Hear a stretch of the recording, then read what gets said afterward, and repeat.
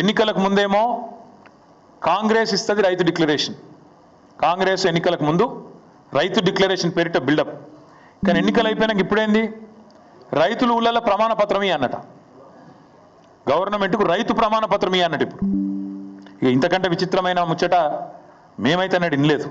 మాకు ఇంకా ఆశ్చర్యం ఎక్కడ అనిపిస్తుందంటే, ఇదే ప్రభుత్వం కాంగ్రెస్ ప్రభుత్వం రాగానే వచ్చిన మొదటి 10-15 రోజులలోనే ఈ డ్రామా షురూ చేసిండ్రు. ఏమని పెట్టిరా అన్నాడు, ప్రజాపాలన దరఖాస్తులు పెట్టుకోండి అంటే పాపం 1,06,00,000 మంది దరఖాస్తులు పెట్టుకున్నారు. ఈ దరఖాస్తులలో మీరు చూడొచ్చు, స్పష్టంగా రాసింది ఇక్కడ రెడ్ మార్క్తోని ఇక్కడ మార్క్ చేసి ఉంది.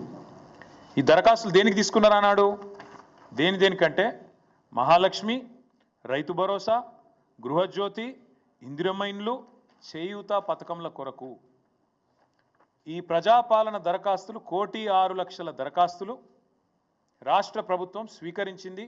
ప్రజాపాలన అయిపోయినాక చెప్పింది, మేము స్వీకరించినాం దరఖాస్తులు, మాకు దరఖాస్తులు అందినాయి, ముట్టినాయి అని చెప్పిండ్రు.